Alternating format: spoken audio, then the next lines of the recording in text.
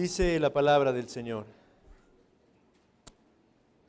Vino por segunda vez palabra de Jehová a Ageo a los 24 días del mismo mes, diciendo: Habla a Zorobabel, gobernador de Judá, diciendo: Yo haré temblar los cielos y la tierra, y trastornaré el trono de los reinos, y destruiré la fuerza de los reinos de las naciones. Trastornaré los carros y los que en ellos suben, y vendrán abajo los caballos y sus jinetes, cada cual por la espada de su hermano. En aquel día, dice Jehová de los ejércitos, te tomaré, oh Zorobabel, hijo de Salatiel, siervo mío, dice Jehová, y te pondré como anillo de sellar, porque yo te escogí, dice Jehová de los ejércitos. ¿Pueden ocupar su lugar, hermanos?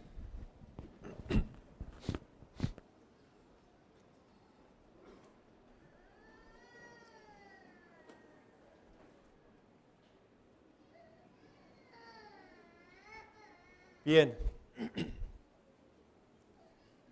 Quiero comenzar el último mensaje del libro del profeta Ageo, trayendo a nuestras mentes un pequeño concepto.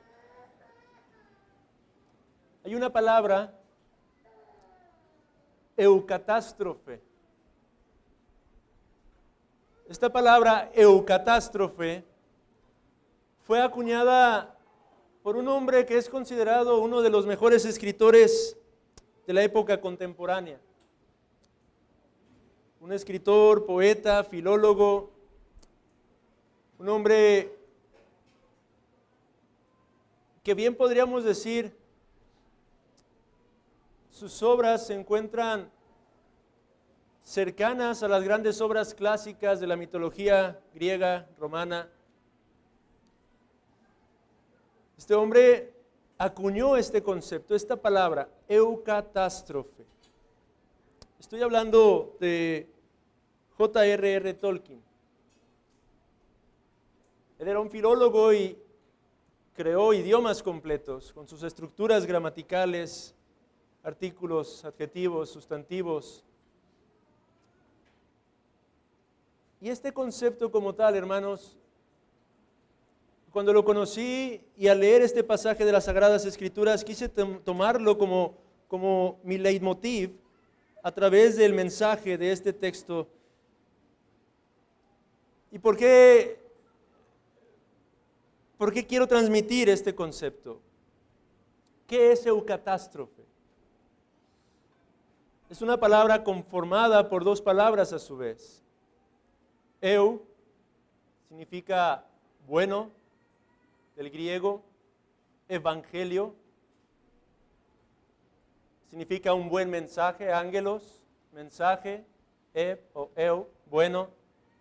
Eucatástrofe hace alusión a una buena catástrofe.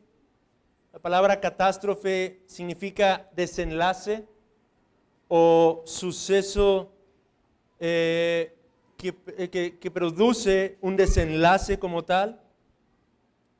De manera que eucatástrofe entonces tiene el sentido, el propósito de transmitir la idea de un buen desenlace. Eso es lo que quería transmitir este escritor con esta palabra cuando él la acuñó. Un buen desenlace. O como él lo decía tal cual, eucatástrofe desde su perspectiva se refería al repentino giro de los acontecimientos al final de una historia que garantiza que el protagonista no sea víctima de un destino inminentemente terrible. Eso es eucatástrofe. Ese desenlace que caracteriza algunas historias que apuntaban hacia el hecho de que al parecer todo estaba completamente perdido, pero de pronto hay algo que acontece, un giro drástico y todo tiene un desenlace completamente distinto. Un final feliz, vamos. Para Tolkien, un buen cuento de hadas, decía él, tenía que contener necesariamente eucatástrofe. Si un cuento iba a ser bueno, tenía que tener un elemento al final de la historia en el que esta historia cobrara un sentido completamente diferente y el final fuera un final feliz.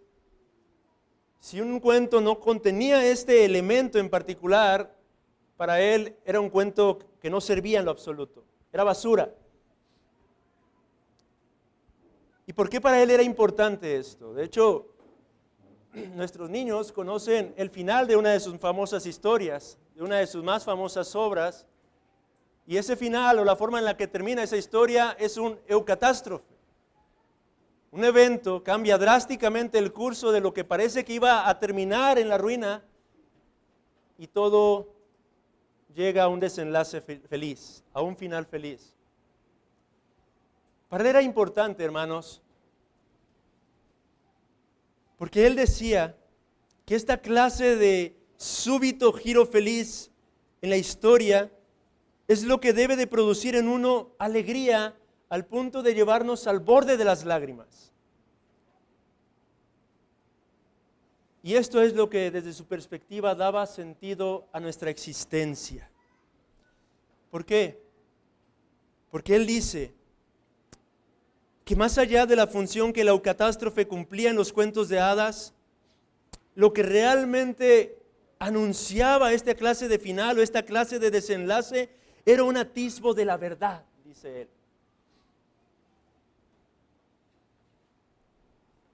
En otras palabras, Tolkien veía que toda esta clase de historias, cuentos, al final lo que trataban o deberían de transmitir era la esperanza que deberíamos de albergar en nuestros corazones. En nuestros corazones. Eucatástrofe proveía en la mente y en el corazón y en las conciencias de aquellos que leían esas obras un atisbo de esperanza, una sensación de que no todo está perdido, una sensación de que al final las cosas realmente pueden salir bien, una sensación de que no importa cómo se vaya presentando el panorama, lo oscuro que esto se vea, al final sí puede haber una pequeña luz al final del túnel. Por eso para Tolkien era importante que estos cuentos cultivaran ese elemento en el corazón de los pequeños y de los adultos que se exponían a esta clase de historias. Con esto en nuestras mentes quiero abordar el texto que tenemos hoy delante. Un llamado a la esperanza es el nombre de este sermón. Y creo que el contexto lo hemos dado varias veces, pero déjeme transmitirlo en un par de minutos una vez más. Ageo está exhortando a un pueblo que habiendo estado en cautiverio había regresado con el propósito de llevar a cabo la reedificación de un templo. Y en medio del ministerio de Ageo, la exhortación que Ageo lleva a cabo a este pueblo, son llamados a la autoexaminación. Y después de ser llamados a la autoexaminación debido a las prioridades que había en sus vidas, son llamados a actuar, a proceder en el arrepentimiento, a dejar de ser negligentes en cuanto a las cosas del Señor. Y decíamos hace algunas semanas que después de que el remanente de Israel había retomado la reedificación del templo, se habían llegado a desanimar una vez más. Y de nuevo Ageo aparece en escena para exhortar al pueblo, llamándolos a cobrar ánimo, a esforzarse, haciéndoles ver que el deseado de las naciones un buen día regresaría y llegaría, y la gloria de ese templo, la postrer gloria de ese templo sería mayor que la primera. Y la semana pasada decíamos que este pueblo una vez más estaba desanimado, estaba desalentado. Había luchas ahora del por qué no veían la bendición del Señor si ya estaban ocupados en la obra de Dios, y decíamos que Dios confrontó el corazón de este pueblo, de este remanente, les exhortó y les hizo entender y ver que realmente ellos se encontraban en inmundicia delante de Dios. Es cierto, estaban ocupados, estaban tomando el martillo, estaban tomando la pala, estaban tomando tiempo para cargar aquellas rocas, aquellas piedras y edificar el edificio, pero lo estaban haciendo con un corazón inmundo, un corazón no recto delante de Dios. Dame, hijo mío, tu corazón, decíamos que señala el sabio en Proverbios. De manera que Él los confronta para que realmente entendieran que no se trata solamente de hacer por hacer la obra de Dios, sino que la actitud del corazón también es importante. Y que mientras no estuvieran realmente alineados en su corazón, realmente en su corazón el deseo no fuera la comunión con su Dios, todo cuanto ellos hacían era inmundo. Su obra era inmunda. Su adoración era inmunda. Porque su corazón estaba en inmundicia. Y con todo, al final Dios promete que desde ese día Él los bendeciría. Y este último mensaje, hermanos, tiene el propósito de seguir alentando al pueblo. Alentarlos a continuar perseverando en la obra del Señor. Y ahora lo hace a través de ofrecerles una verdadera esperanza. A través de ofrecerles la esperanza, hermanos. Una esperanza que es nuestra esperanza, hermanos. Que si usted está en Cristo es también su esperanza. Y eso es lo que quiero que reflexionemos a través de este texto, hermanos. Y es que si nos situamos una vez más en el contexto, el entorno podría parecer desalentador para el remanente de Israel, hermanos. A pesar de lo que ellos estaban haciendo, a pesar de la reedificación de ese santuario, de ese templo, uno podría preguntarse, o ellos podrían preguntarse, ¿qué es esto comparado con el gran imperio bajo el cual nos encontramos? Recordemos que fueron los babilonios quienes se llevaron al pueblo de Israel y al pueblo de judío, al exilio. Para este entonces, Babilonia había sucumbido y ahora se encontraba el imperio persa. Y podrían pensar los habitantes de Jerusalén, ¿qué somos nosotros comparados con el gran imperio persa en estos momentos? Y hermanos, eso es exactamente lo que podríamos preguntar aplicándolo para con cada uno de nosotros o para con la iglesia como tal. ¿Qué es la iglesia, hermanos, comparada con el imperio de este mundo? Más aún, ¿qué es esta iglesia en donde somos alrededor de 120 miembros comparados con esta gran ciudad o este estado o este país donde habitan millones de personas?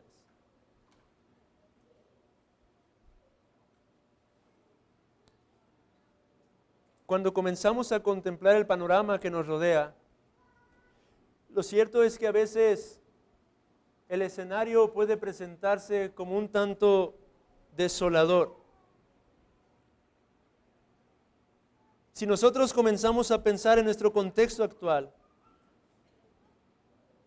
creo que no podemos cerrar los ojos y ver que las cosas parecieran ir de mal en peor. Que a pesar de nuestra labor, a pesar del esfuerzo, a pesar de lo que hacemos, pareciera que el mundo a nuestro alrededor cada vez se va pervirtiendo más y más. No podemos tratar de ocultar nuestros ojos o nuestra mirada de la realidad de lo que se presenta como escenario alrededor de este mundo. El famoso orden mundial que se está estableciendo, la ideología de género, el incremento de los abortos, los divorcios, la boda entre personas del mismo, las bodas entre personas del mismo sexo, la legalización de toda esta clase de perversiones. Vamos, creo que hay un grupo algo sustancioso de hermanos en esta iglesia local que puedan dar testimonio de cómo es que cuando predicamos allá en las calles, las personas parecen indiferentes. Predicamos el Evangelio, hablamos acerca de la esperanza que hay en Cristo, pero las personas parecen rechazar por completo este mensaje. Estoy seguro que la gran mayoría de los que estamos aquí, por no decir todos, podemos dar testimonio de una gran cantidad de familiares que desprecian el Evangelio.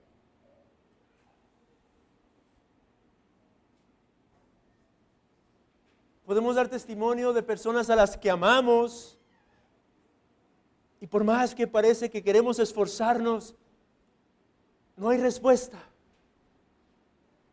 Y el panorama se presenta un tanto desolador. Bueno, creo que esto es lo que pudieran estar experimentando también los judíos de aquella época, hermanos. Y es que cuando vemos las cosas desde esta perspectiva, ciertamente parecería que no hay esperanza, hermanos. Pero hoy este texto se presenta delante de nosotros para recordarnos que sí la hay. Que sí hay esperanza. Y Ageo hizo ese llamado al remanente del pueblo judío y lo hace hoy a nuestras vidas. Y lo va a hacer por presentar o por medio de presentar dos verdades que son las que quiero compartir delante de ustedes. Ageo, inspirado por Dios, nos enseña que los reinos de este mundo serán sacudidos, hermanos. Y no solo eso, sino que el reino de los cielos será firmemente establecido. La suma de estas dos verdades representan la esperanza que hoy quiero compartir entre nosotros, hermanos. Así que déjeme ir al texto. Vino por segunda vez palabra de Jehová a Ageo a los 24 días del mismo mes, diciendo: habla a Zorobabel, gobernador de Judá, diciendo: yo haré temblar los cielos y la tierra. Un poco después de haber dado el mensaje que escudriñamos la semana pasada, viene este nuevo oráculo de parte del Señor para con el remanente. Y lo primero que podemos destacar de esto, hermanos, una vez más, es quién es el que está hablando y anunciando estas cosas. Yo hace referencia a este Yahweh Tsebaot del que hemos hablado tantas veces por medio de Ageo. A este Yahweh el omnipotente. Es Él quien está presentando este anuncio. Yo. Y como lo dije en alguna otra ocasión, en otro mensaje, es muy diferente cuando Dios dice yo a cuando cualquiera de nosotros decimos yo. Ciertamente nosotros somos falibles, somos finitos, somos incapaces de muchas cosas, pero quien dice esta palabra es el eterno yo soy. El Dios inmutable, el Dios que nunca cambia, el Dios que formó los cielos y que formó la tierra, y el Dios que se ha revelado por medio de su preciosa palabra. Ese es el Dios que está hablando estas palabras. Y déjeme leer lo que un pagano dijo respecto de este Dios unos años atrás. En el libro del profeta Daniel, capítulo 4, versículo 35, encontramos esto: todos los habitantes de la tierra son considerados como nada, y Él, hablando de el gran yo soy, hace según su voluntad en el ejército del cielo y en los habitantes de la tierra, y no hay quien detenga su mano y le diga: ¿qué haces? Este es el Dios que está hablando una vez más por medio de estos versículos, hermanos. El Dios que es soberano y que no tiene que rendir cuentas absolutamente a nadie. pero que hace todo conforme a su sola voluntad. Y este Dios está anunciando por medio del profeta Ageo al remanente judío: yo haré temblar los cielos y la tierra. ¿Qué significa cuando el texto nos dice los cielos y la tierra? En literatura esto se conoce como un merismo. Está hablando de dos aspectos que son contrastantes para referirse a un todo.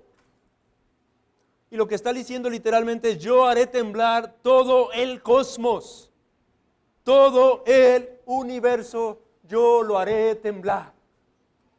No habrá un solo rincón de toda la creación que no será sacudida. Eso es lo que está transmitiendo el pasaje de las Sagradas Escrituras. Esto es lo que Dios está anunciando que Él hará. Él sacudirá absolutamente todo el universo. Ahora es interesante que diga este texto de esta manera: yo haré temblar los cielos y la tierra. Esto es algo que Dios ya había hecho en un sentido cuando estableció pacto con David. En el Salmo 18, David está hablando acerca de la forma en la que Dios fue su pronto auxilio en medio de la aflicción. Y en el Salmo 18 encontramos lo siguiente: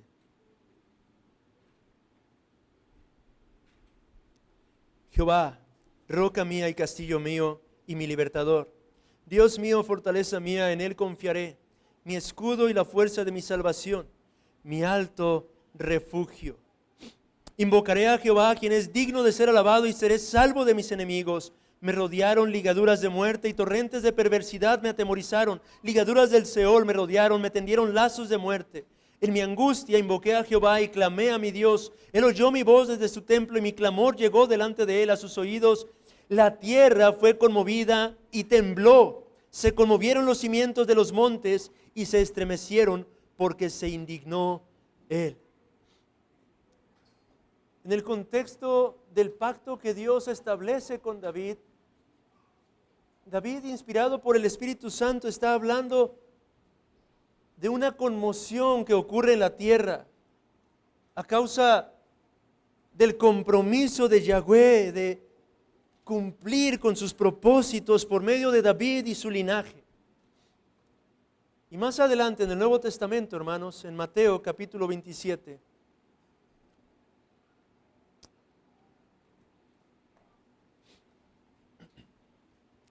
versículos 51 al 54, cuando nuestro Señor Jesucristo estaba entregando su vida, la Biblia también nos lleva a ver el acontecimiento de algo similar.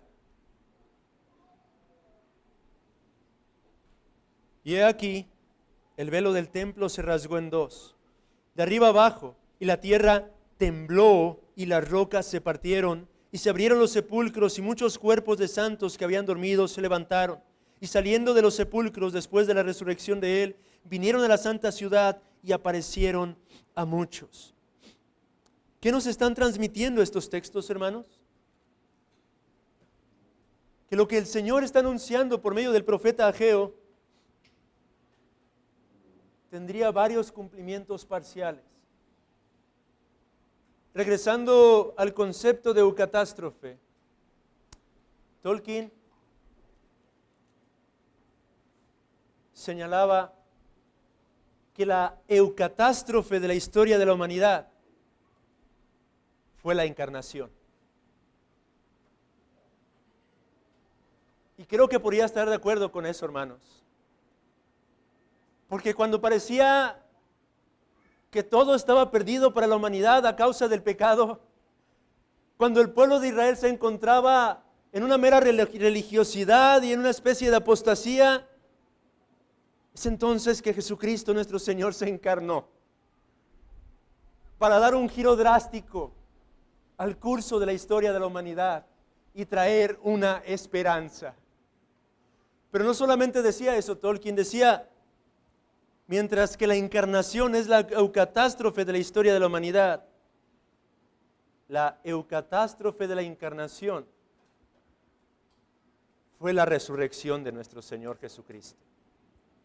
Porque una vez más, cuando los apóstoles creían que todo estaba arruinado, que su amado rabino, su amado rabí, había muerto y ahora se encontraba en un sepulcro, de pronto al tercer día Jesucristo resucitó, se levantó de entre los muertos para traer una vez más esperanza a aquellos corazones que se encontraban desanimados.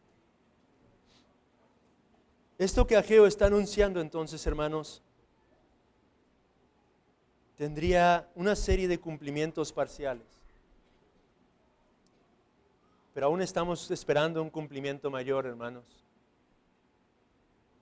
Porque si usted observa en el pasaje una vez más, dice, yo haré temblar los cielos y la tierra.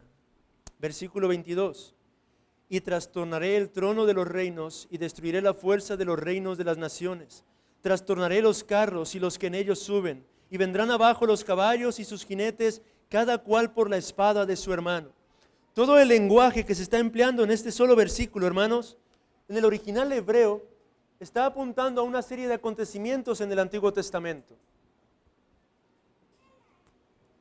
Las palabras hebreas que se están empleando aquí están recordando lo que Dios ya había hecho en el pasado.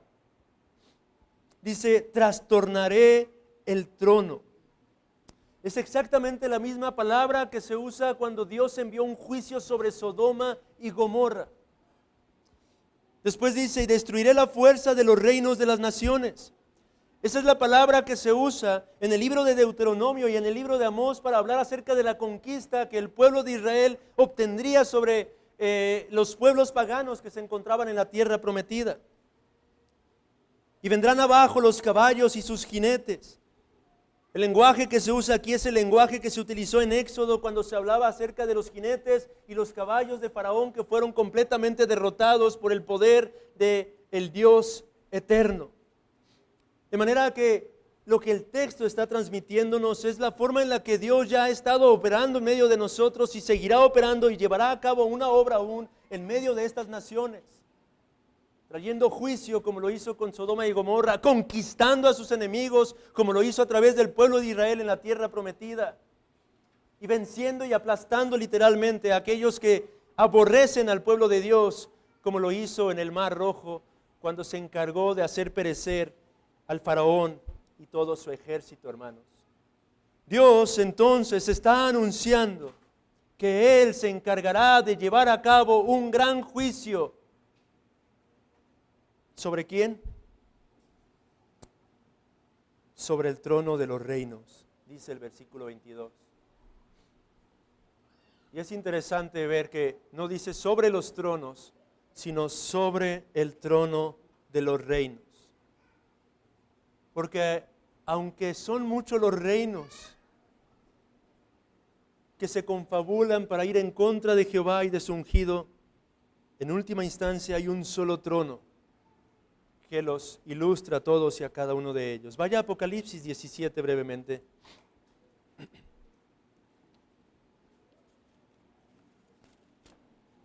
Versículos 1 al 6.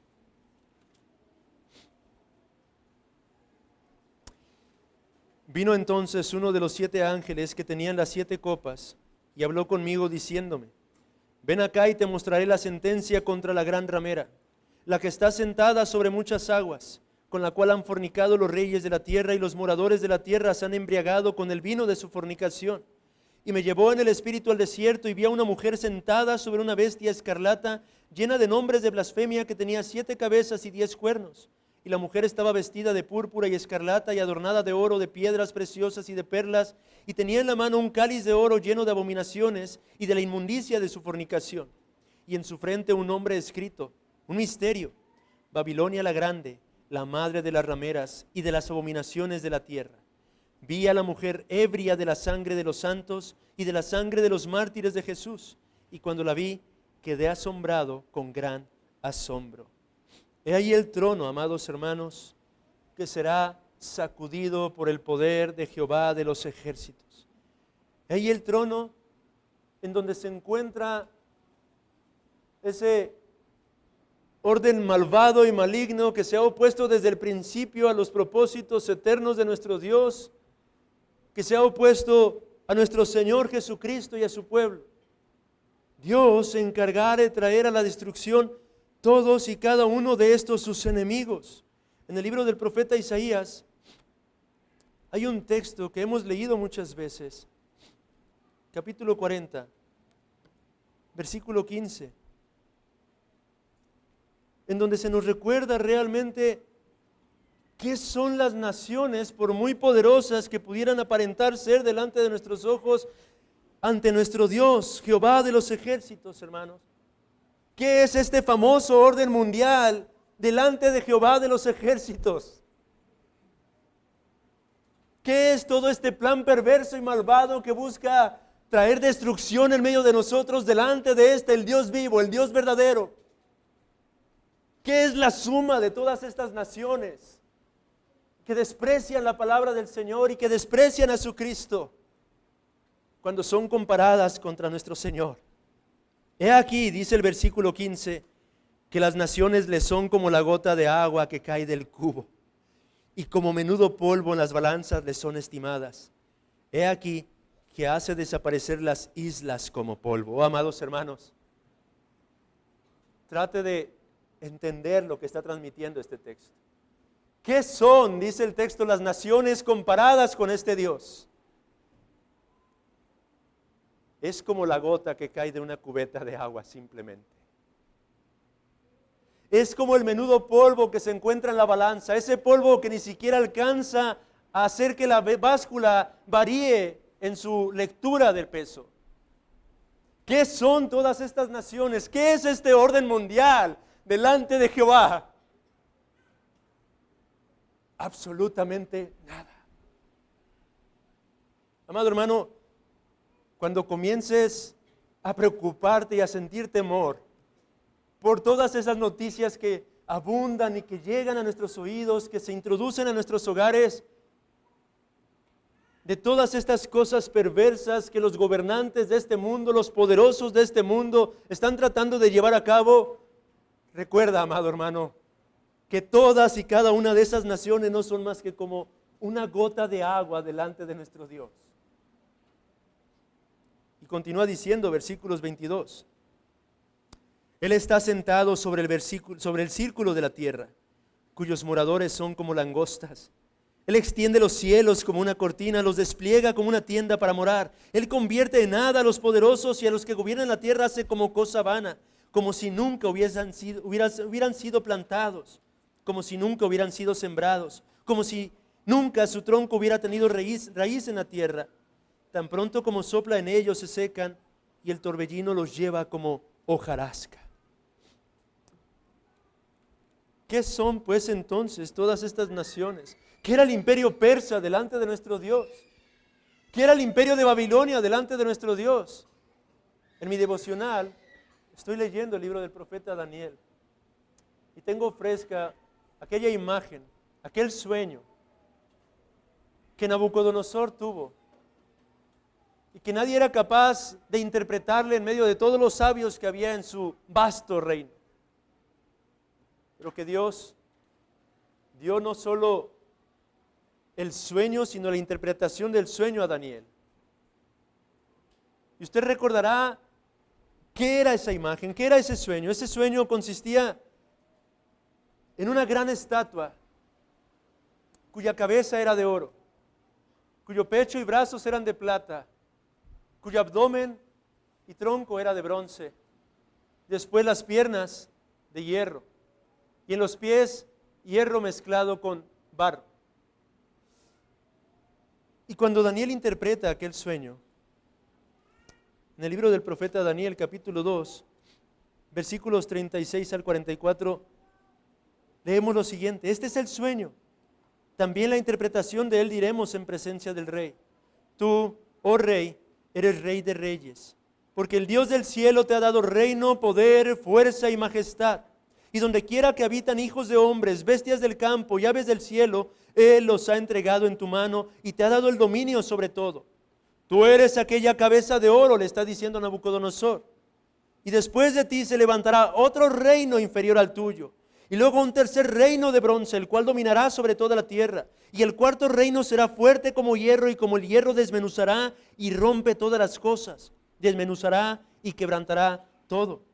Y lo que viste de los pies y los dedos, en parte de barro cocido de alfarero y en parte de hierro, será un reino dividido.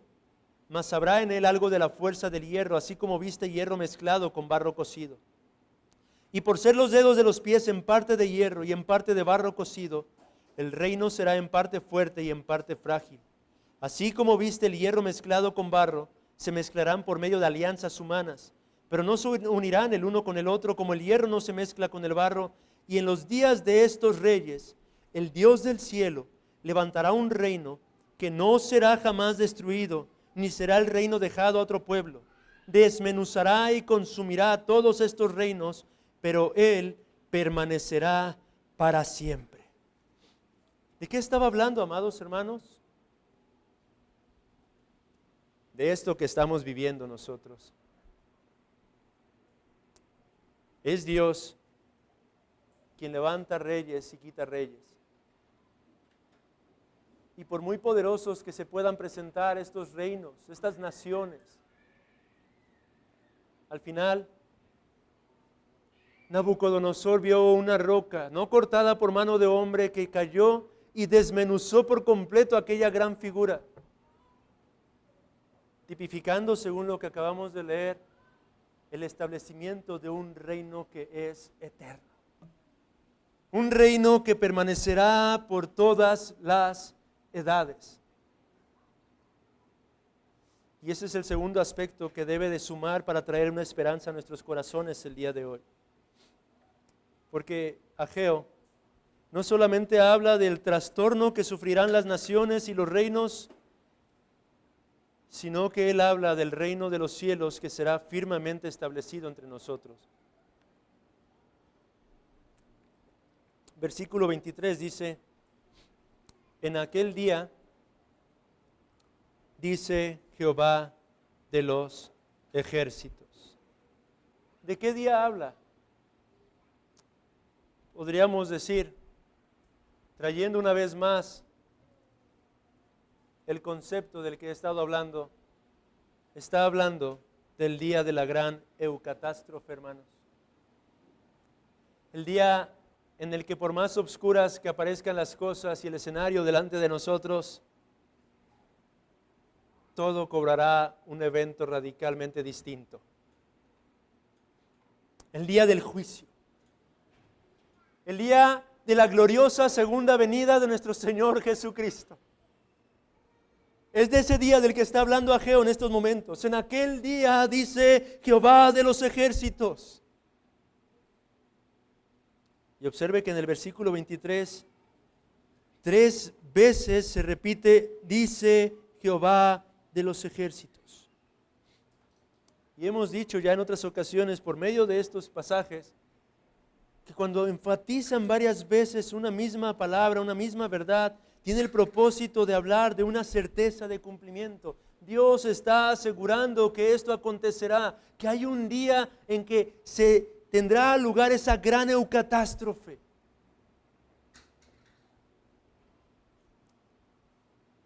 En aquel día, dice Jehová de los ejércitos, te tomaré, oh Zorobabel, hijo de Salatiel. Ahora, aquí llegamos a un punto que he estado pasando por alto a través de todo Ageo y que estaba guardándolo para el final. Y particularmente esta profecía, hermanos, aunque en un sentido era para el remanente, lo cierto es que está siendo dirigida para alguien en particular. ¿Quién es ese alguien? Zorobabel. Zorobabel.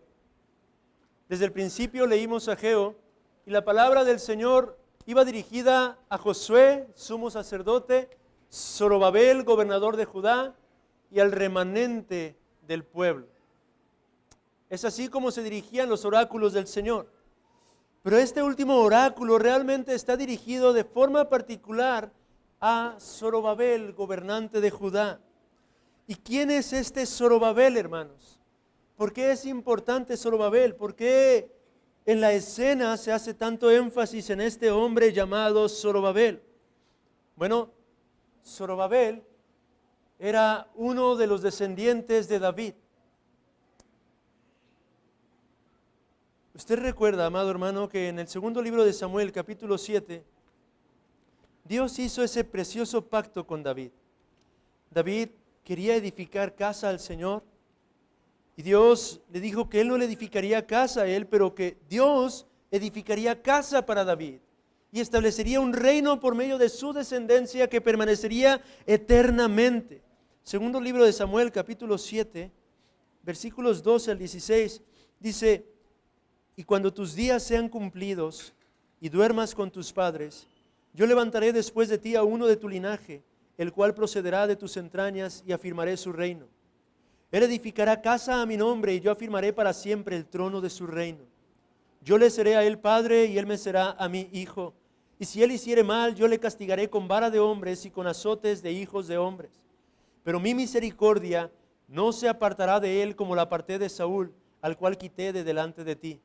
Y será afirmada tu casa y tu reino para siempre delante de tu rostro, y tu trono será estable eternamente. Dios había jurado a David que uno de su linaje heredaría un reino y que éste sería eterno y no tendría fin. Pero en el profeta Jeremías, capítulo 22,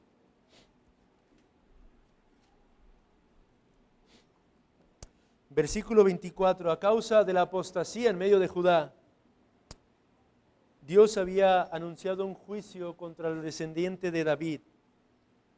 Vivo yo, dice Jehová, que si Conías, hijo de Joacim, rey de Judá, fuera anillo en mi mano derecha, aún de allí te arrancaría. A causa del pecado del pueblo de Judá, Dios desechó al descendiente de David, diciendo: aún si fueras un anillo en mi mano, de ahí te arrancaría por causa de la apostasía en la que has caído.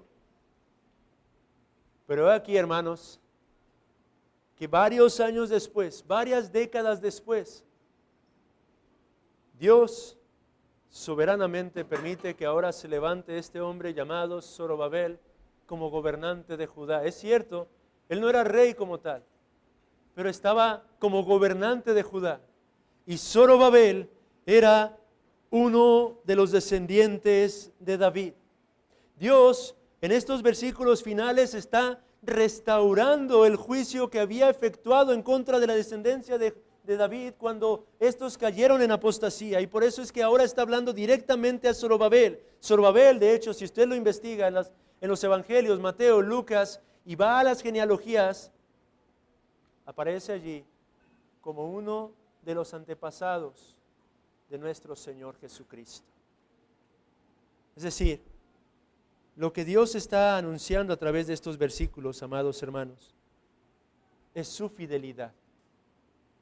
Y el hecho de que Él se disponía a cumplir con sus promesas, restableciendo el linaje de David, para que por medio de ese linaje llegara el mayor hijo de David, quien heredaría el trono, y un trono que sería eterno y que permanecería por todas las edades, es decir, nuestro glorioso Señor y Salvador Jesucristo. Zorobabel, entonces, amados hermanos, en realidad en este pasaje apuntaba a Cristo, es un tipo de Cristo. El texto se refiere a Zorobabel como siervo del Señor, siervo de Dios. Observe ahí, en aquel día dice Jehová de los ejércitos: te tomaré, oh Zorobabel, hijo de Salatiel, siervo mío. Y ese título hace alusión en Isaías 42 a aquel siervo del cual los profetas habían dicho que vendría tarde o temprano. El famoso y tan esperado siervo sufriente, aquel que regresaría para establecer la plenitud de su reino. aquel que vendría a morar entre nosotros para traer a cumplimiento todas y cada una de las promesas que Dios había anticipado a través de cada uno de estos sus profetas.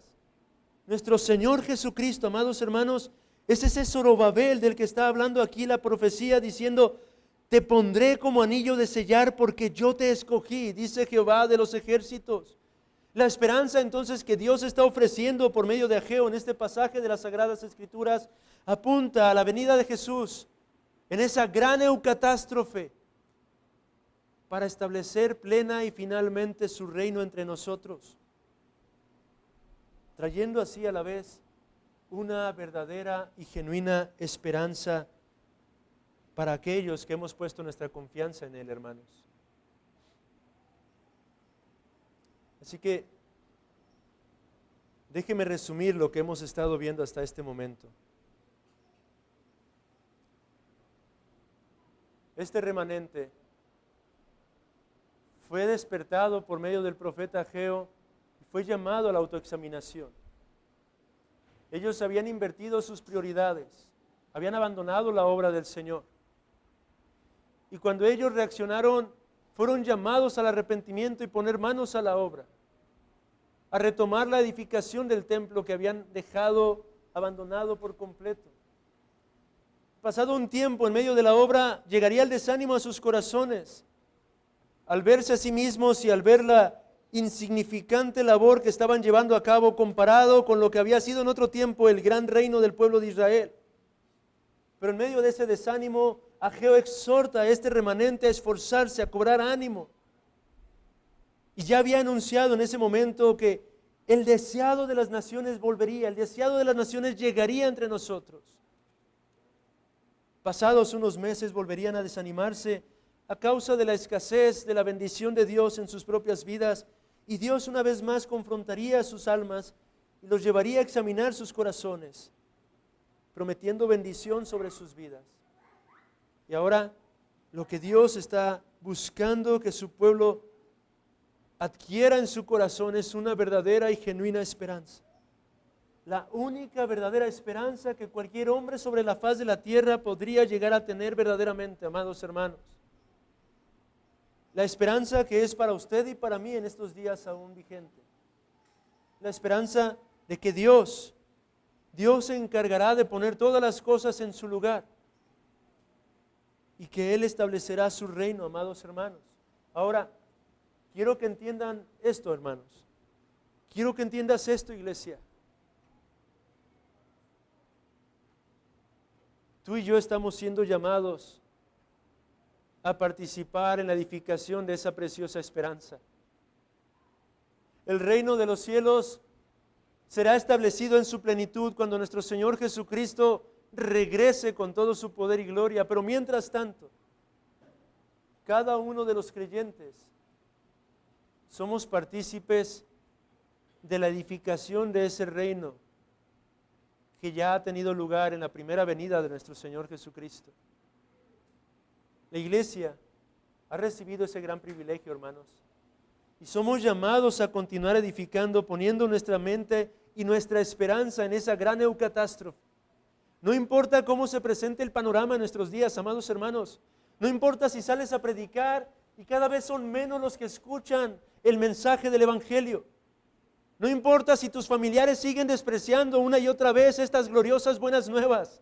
No importa si en las noticias aparentemente el orden mundial sigue avanzando y estableciéndose entre nosotros. No importa absolutamente nada de esto, amados hermanos, porque tarde o temprano Dios traerá a su pleno cumplimiento todas estas verdades. Tarde o temprano nuestro Señor será glorificado y toda rodilla se doblará delante de Él y le reconocerá como Rey de Reyes y Señor de Señores.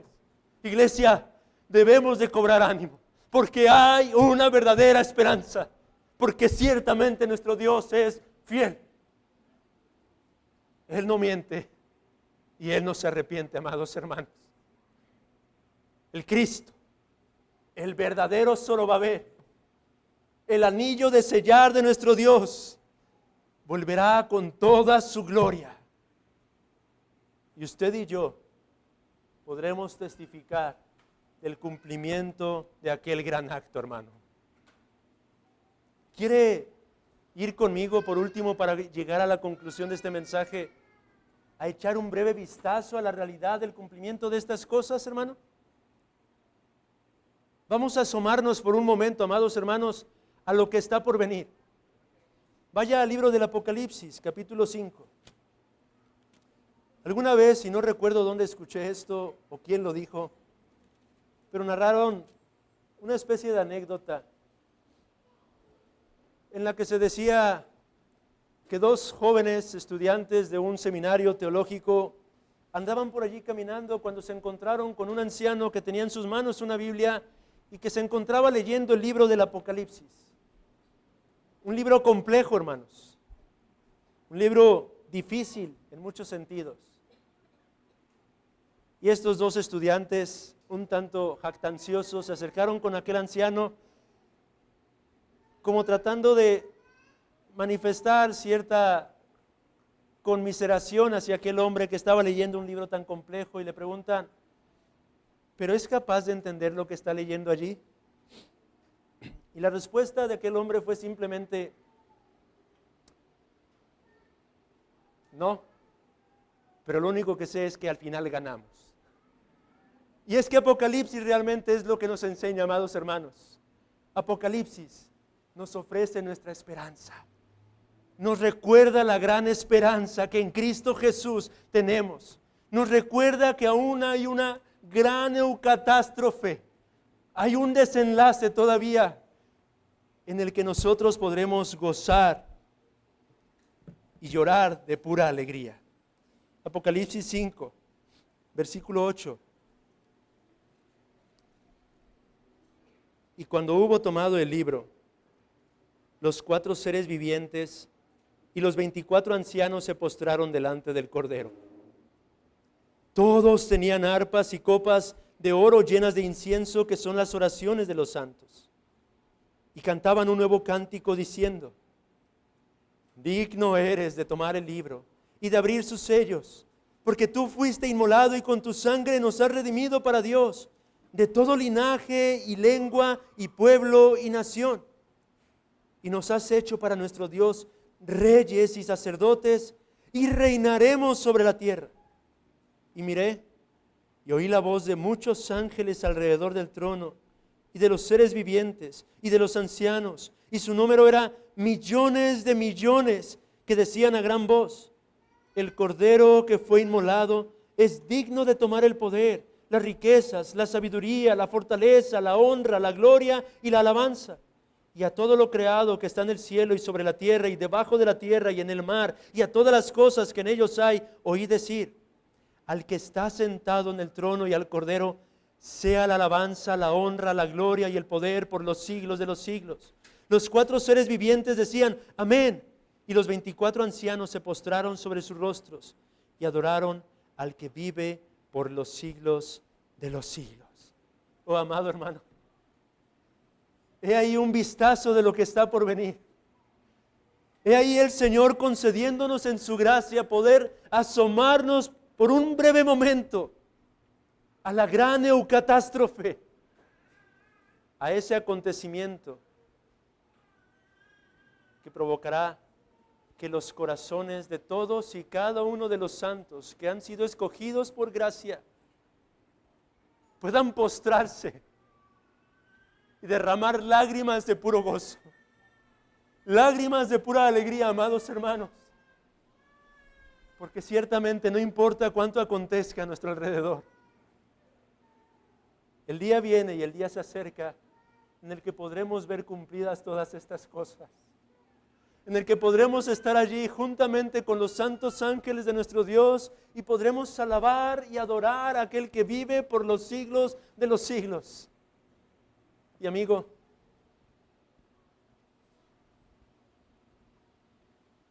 no te quedes fuera, hermano.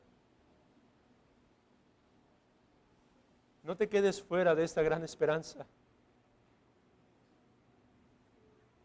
Deja ya de rehusar venir en arrepentimiento y fe a Cristo. En Cristo es donde encontramos y tenemos una verdadera esperanza. Porque esto tan glorioso que nos es descrito en Apocalipsis 5, donde se nos dice que incluso usted y yo, amado hermano, seremos reyes y sacerdotes y reinaremos sobre la tierra con Cristo. Estas cosas tan gloriosas, amado amigo, no son para ti. Si tú sigues rechazando y rehusando el venir en arrepentimiento y fe a los pies de nuestro Señor Jesucristo.